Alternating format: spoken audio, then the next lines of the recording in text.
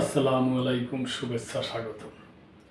প্রিয় দর্শক, এটা এমন একটা সংবাদ, আপনারা জানেন যে ফিলিস্তিনি ভাইদের যে গাজায় যেইভাবে গণহত্যা চলছে, এই ব্যাপারে এটার বিরুদ্ধে পৃথিবীব্যাপী উচ্চকণ্ঠ, পৃথিবীব্যাপী একটা অন্যরকম অবস্থা, যে এইভাবে মানুষের নিজের দেশের মানুষ নিজের দেশে এইভাবে খুন হওয়া, এইভাবে নিহত হওয়া, এইভাবে হত্যা হওয়া কোনো মতেই বিশ্ববাসী মান্য নিতে পারতেছে না। ঠিক ওইরূপ বাংলাদেশও। তাই বাংলাদেশের একটা পার্টি, বাংলাদেশ জাতীয়তাবাদী দল বিএনপি, ওই যুদ্ধের বিরুদ্ধে, ওই হত্যাকাণ্ডের বিরুদ্ধে একটা সমাবেশ, শুভযাত্রা করছে আর কি। ওই ব্যাপারে সংবাদ। ফিলিস্তিনে গণহত্যার প্রতিবাদে বিএনপির শোভাযাত্রায় জনতার ঢল। ফিলিস্তিনের গাজা ও রাফায় ইসরায়েলি বাহিনীর বর্বরোচিত হামলা ও গণহত্যার প্রতিবাদে এবং নির্যাতিত ফিলিস্তিনির প্রতি সংহতি জানিয়ে রাজধানীতে শোভাযাত্রা করেছে বাংলাদেশ জাতীয়তাবাদী দল। এতে ইসরায়েলের বিরুদ্ধে প্রতিরোধের আহ্বান জানানোর পাশাপাশি মুসলিম বিশ্বের নিষ্ক্রিয়তার ক্ষোভ প্রকাশ করেন দলটির জ্যেষ্ঠ নেতারা। আমারও একই কথা, মুসলমানরা যদি এক হইতো তাহলে তো এইভাবে হইতে পারে না। দর্শক, তারা বলেন এই হত্যাযজ্ঞ থামাতে মুসলিম বিশ্ব সক্রিয় পদক্ষেপ নেয়নি। বৃহস্পতিবার বিকেলে রাজধানীতে ঢাকা মহানগর উত্তর ও দক্ষিণ বিএনপি এই শোভাযাত্রার আয়োজন করে। এতে বিএনপি ও অঙ্গ সহযোগী সংগঠনের নেতাকর্মীরা ছাড়াও সাধারণ মানুষের অংশগ্রহণে জনতার ঢল নামে। নয়াপল্টন থেকে শুরু হয়ে শান্তিনগর, মৌচাক সহ বিভিন্ন সড়ক ঘুরে শোভাযাত্রাটি কারওয়ান বাজার গিয়ে শেষ হয়। সারা পথ জুড়েই ছিল ব্যাপক জনসমাগম ও প্রতিবাদী স্লোগান।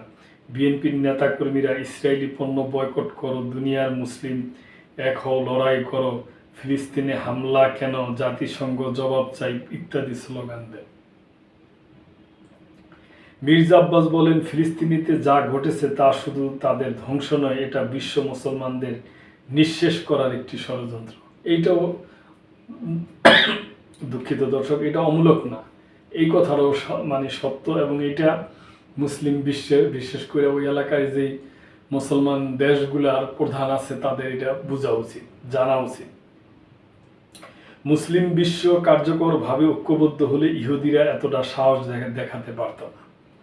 স্থায়ী কমিটির সদস্য গয়েশ্বরচন্দ্র রায় বলেন, ফিলিস্তিনে যুগের পর যুগ ধরে নৃশংস হত্যাকাণ্ড চলেছে, এটা সরাসরি মানবতা বিরোধী অপরাধ।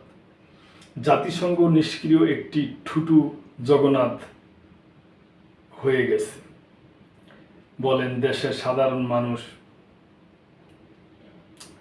ফিলিস্তিনির পক্ষে কিন্তু বুদ্ধিজীবীদের থেকে তেমন কোনো অবস্থান দেখা যাচ্ছে না। অন্তর্বর্তী সরকারও ফিলিস্তিনিদের বিষয়ে এখনো কথা বলেনি। সবাই বিএনপির ক্ষমতায় যাওয়া ঠেকাতে ব্যস্ত, ফিলিস্তিনির পক্ষে কেউ ব্যস্ত না।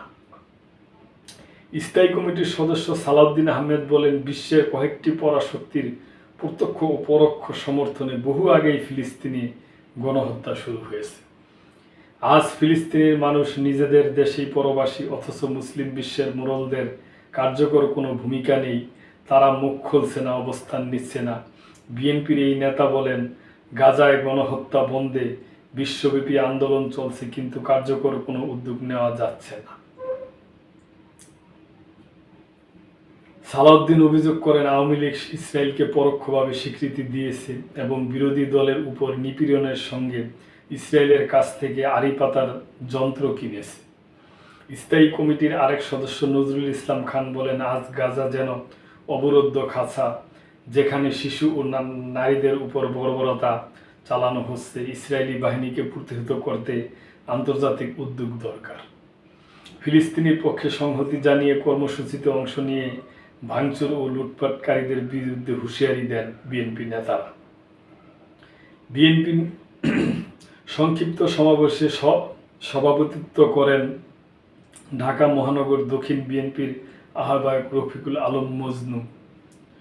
সঞ্চালক ছিলেন বিএনপির প্রচার সম্পাদক সুলতান সালাউদ্দিন টুকু। আরও বক্তব্য দেন বিএনপির স্থায়ী কমিটির সদস্য সেলিনা রহমান, ঢাকা মহানগর উত্তর বিএনপির আহ্বায়ক আমিনুল হক, উপস্থিত ছিলেন বিএনপির ভাইস চেয়ারম্যান আব্দুস সালাম পিন্টু, যুগ্ম মহাসচিব শহীদুদ্দিন চৌধুরী, স্বাস্থ্য বিষয়ক সম্পাদক রফিকুল ইসলাম প্রমুখ। কর্মসূচিকে ঘিরে দুপুরের পরপরই নেতাকর্মীরা নয়াপল্টনে জড়ো হতে থাকেন। হাতে ফিলিস্তিনের পতাকা ও নানা স্লোগান সম্বলিত প্লাকার্ড ও কালো ব্যানার নিয়ে নেতাকর্মীরা স্লোগানে মুখরিত করেন নয়াপল্টন এলাকা। দর্শক, খুবই দুঃখের ব্যাপার, এইভাবে হত্যা, এইভাবে মৃত্যু, এইভাবে নিহত আর সহ্য করার মতো না। আমি আমার এই ছোট্ট প্ল্যাটফর্ম থেকে এবং আমার ব্যক্তিগতভাবে আমি মার্কিন প্রেসিডেন্ট, ইউএস প্রেসিডেন্ট ডোনাল্ড ট্রাম্পের প্রতি আকুল আবেদন যে আপনি যুদ্ধ বন্ধ করিয়া দ্বিরাষ্ট্রভিত্তিক একটা বন্দোবস্ত করে দেন। আপনি আজীবন মানুষের কাছে চিরস্মরণীয় হয়ে থাকবেন, এটি আপনার কাছে আকুল আবেদন। আর আমাদের যে মুসলিম বিশ্বের নেতারা আছে এদের প্রতি আর আমার কিছু বলার নাই, এদেরকে আল্লাহর উপরে ছেড়ে দিলাম।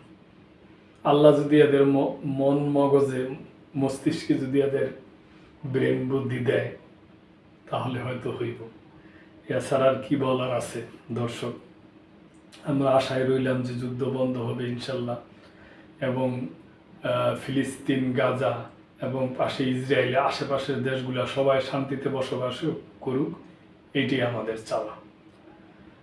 তো দর্শক, ভালো থাকবেন। আজকে এই পর্যন্তই। আল্লাহ হাফেজ।